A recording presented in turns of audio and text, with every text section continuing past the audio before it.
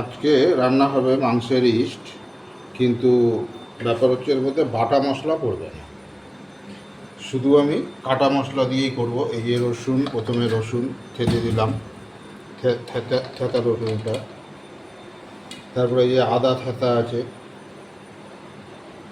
তারপরে এই যে কাঁচা লঙ্কা 4 ফালি করে কেটে দিয়েছি, কাঁচা লঙ্কা কেটে দিয়েছি। এবার ওর মধ্যে পেঁয়াজ দিয়ে দিব,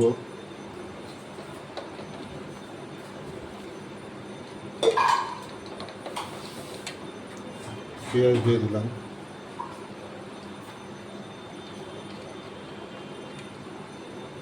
তেলটা তো এই যে সরষার তেল দিয়ে দেওয়া হচ্ছে,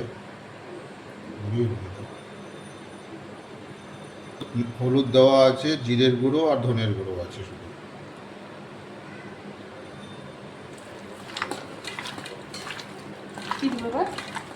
লবণ দাও, হলুদ যদি লাগে তো না লাগবে না, পরিমাণ মতো লবণ দিলে দাও। পরিমাণ মতো সবাই যে এরকম লবণ খায়, আর একটু লাগবে, লাগলে পরে দিও।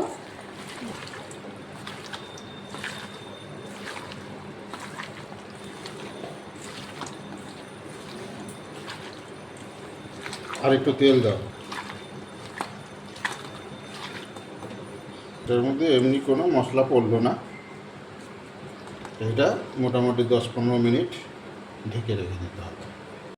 তো এই মাংসের ইস্টে এখন আমি হাঁড়িতে পেঁয়াজ কুচি, একটু কাঁচা লঙ্কা ফেড়ে, একটা শুকনো লঙ্কা আর তেজপাতা, এটা দিয়ে এখন পেঁয়াজটা যখন একটু কালারফুল হয়ে যাবে তখন আমি মাংসটা ছেড়ে দেব। তো এবার মাংসটা দিয়ে দিলাম আমি,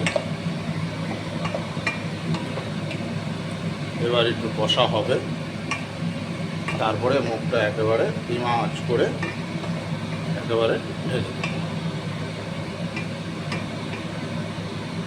ঠিক আছে, খুব সহজ সরল রান্না আর খুব রিচ নয়, এর মধ্যে বাটা মশলা ব্যবহার করা হলো, কিন্তু খেতে খুব সুন্দর লাগে, গরম গরম স্বাদ করতে হবে।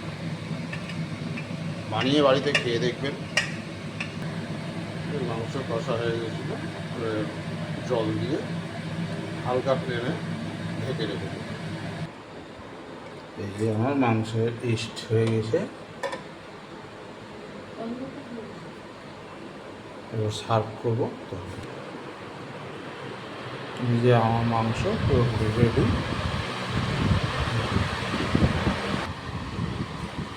একদম কাঁচা লঙ্কা কালার হয়েছে।